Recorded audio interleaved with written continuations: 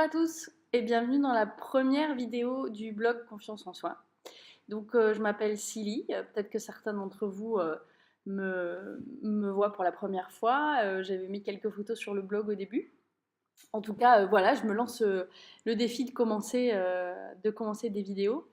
Et ça n'a pas été évident. Je ne sais pas si vous avez eu l'occasion d'écouter les podcasts, si vous avez lu un peu les articles. Enfin, en tout cas, pour ceux qui ne connaissent pas le blog et qui tombent sur la vidéo, bah, je vous invite à y aller. Je vous laisse le lien en dessous de la vidéo.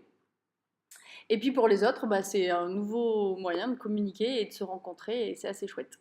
Voilà. Enfin, en tout cas, je prends plaisir à le faire et j'espère que vous prendrez plaisir à regarder cette vidéo. Alors aujourd'hui, je vais vous parler de la douleur en fait. Cette vidéo, j'ai eu envie de la faire parce que je suis tombée hier sur un post sur Instagram, puisque maintenant avec le blog, je passe un peu plus de temps sur les réseaux sociaux. Et je suis tombée sur le post d'une soignante, et je vais vous le lire, qui a écrit sur son mur Instagram: un jour, je suis allée aux urgences. Pour moi, parce que j'étais mal, très mal, l'interne m'a répondu qu'il fallait que j'apprenne à me détendre. En vrai, je faisais une poussée de cèpe. Je n'étais pas stressée. Je me suis promis une chose, jamais je ne sous-estimerai la douleur de mes patients. Une cèpe, c'est une sclérose en plaques. Alors, ce post m'a mis hyper en colère parce que moi, je travaille dans une équipe mobile de soins palliatifs.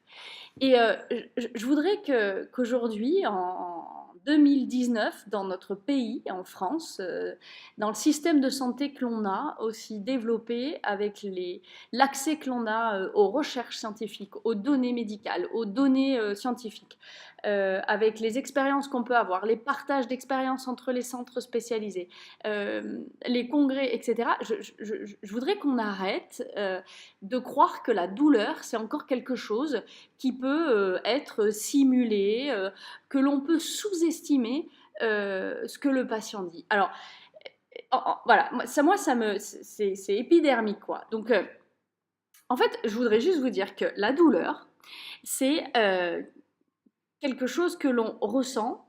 C'est une expérience sensorielle et émotionnelle. Sensorielle et émotionnelle.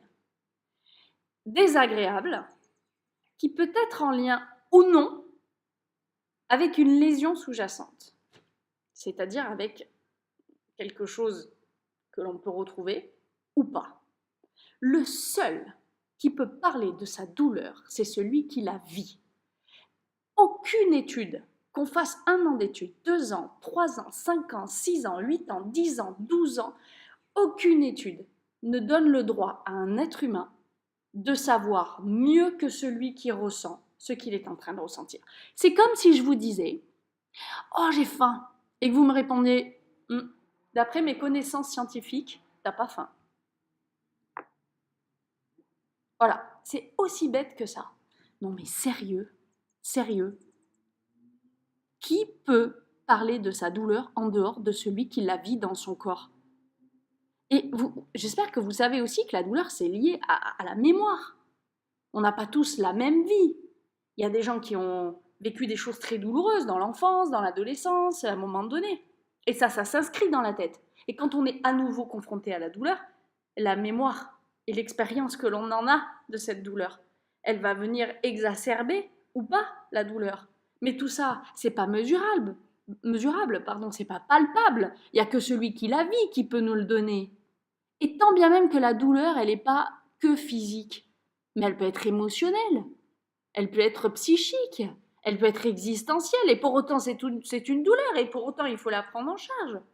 En fait, les patients, ce qu'ils nous disent quand ils ont mal, ils ne sont pas en train de nous faire une lecture scientifique de leur douleur, ils sont en train d'exprimer un ressenti. C'est à nous, notre job, de prendre ce ressenti et de faire en sorte de pouvoir les aider à diminuer ce ressenti. Mais on s'en fout de savoir si ce ressenti, il est physique, il est là, il est anxieux, il est stressant.